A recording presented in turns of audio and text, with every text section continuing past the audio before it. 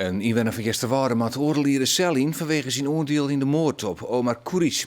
Die werd in 2013 in Amsterdam om het leven gebracht en daarna werd zijn lichaam bij de Tjoekomar in de brand stutsen. Met het plegen van dit feit is verdachte op een respectloze wijze omgegaan met het lichaam van het slachtoffer. En heeft hij gepoogd een eerder door anderen begaan misdrijf te verhullen.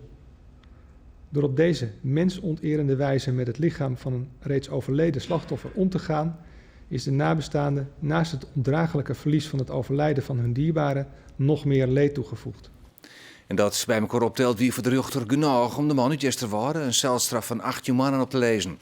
Een 19-jarige jongen uit Amsterdam werd zonder zien van de haat vertocht en met 8 jaar de cel in.